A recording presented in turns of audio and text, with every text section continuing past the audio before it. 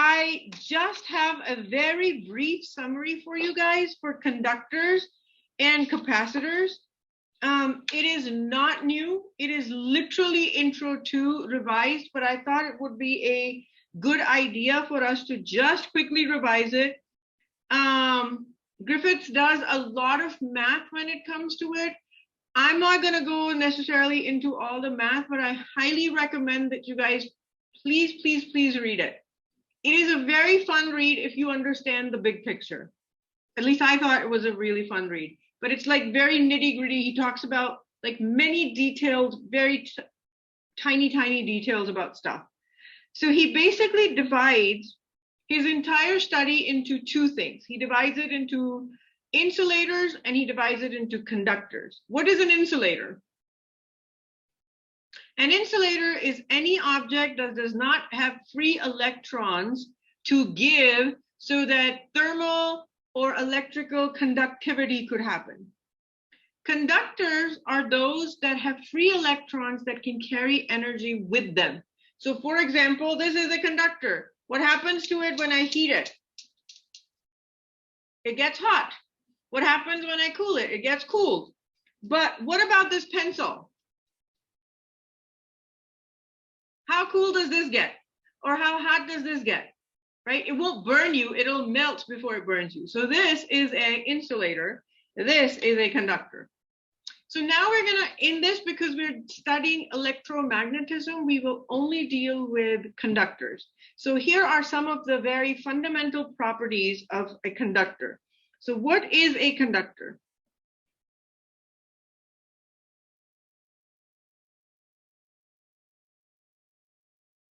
A conductor is any material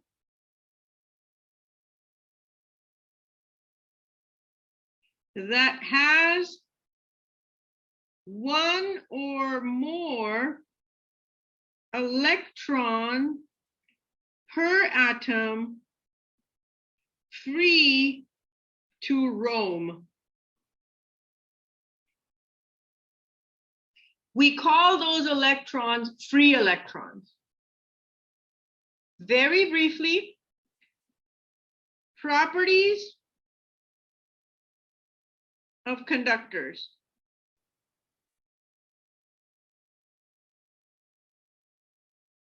Number one,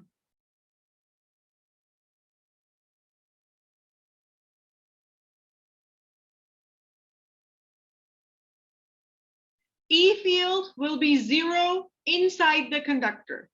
So no matter what shape a conductor is in, imagine if there was a field that was created. That means there are negative charges on this side and positive charges on that side. Will that work? No, because each conductor can only be charged either positive or negative. So inside, the field will never, ever, ever exist. Number two, E will always exist outside the conductor as long as there is charge.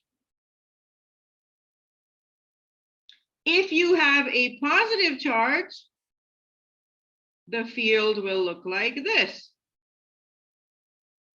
If you have a negative charge, the field will look like this.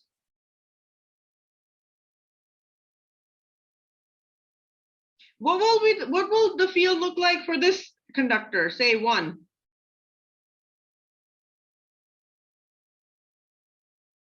At a sufficient enough distance, you will not be able to tell whether this is a point charge or a mess.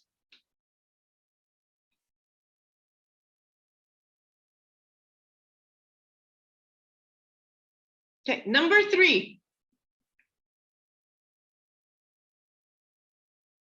Induced charge.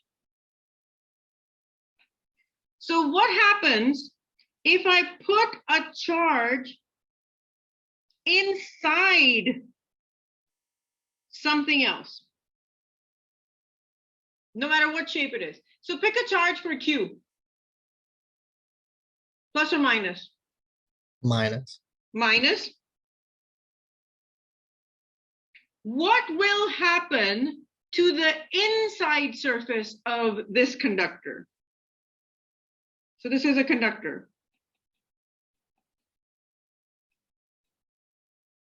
This charge will cause, this is minus, right? A positive charge to be developed on the inside of this surface, which in turn will cause negative charge to develop on the outside of the conductor surface. So let me change that. There will not be a field inside. Those are called induced charges. So a person standing here will see the reaction of this charge by noticing the charge here. So what if I change this Q inside to say 3Q? What will happen to the charges? They'll just multiply, right? So what will this person see on the outside? Negative 3Q. Does that make sense? And those are called induced charges. Okay, so this leads us to very fundamentally understanding number 4 and 5. All charges may only reside on the outer surfaces of conductors. Number 5, conductors are equipotential surfaces. What does that mean? That means if I take this point 1 and that point 2 and that point 3, even though their distances from the inside charge are not the same, but their potentials are going to be. So one way to change the potential is change the shape of the conductor. Okay, so in other words, mathematically, we will write this as E dot dA equal VB minus VA, or E inside is 0 implies VB must equal VA. Okay, now for some math. Okay, first of all, electric field.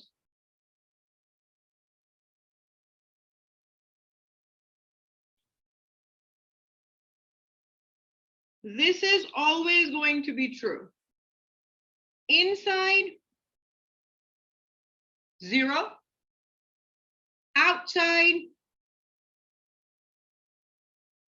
sigma over epsilon naught with a normal pointing. So suppose this is your conductor, no matter what shape it is. Your field will always be perpendicular to the surface at the point you're looking at, which is why I cannot write R hat. Do you see the reason why I have to do N hat? It has to be perpendicular to the surface, just outside. Okay, so and then the average E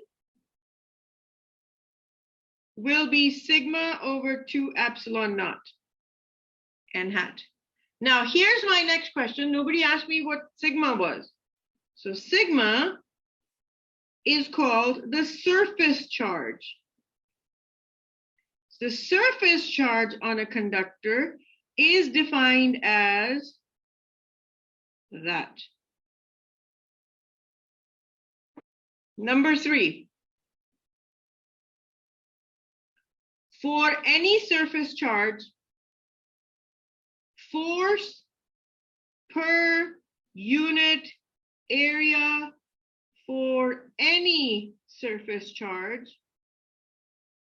will be given as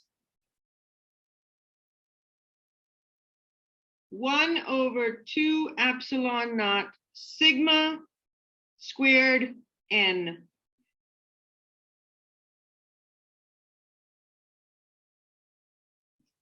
Last but not least,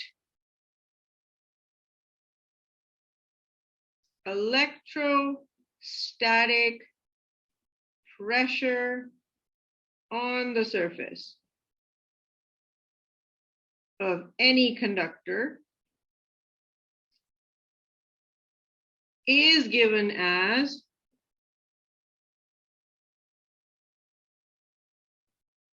this equation will become very important soon. Well, in the next chapters.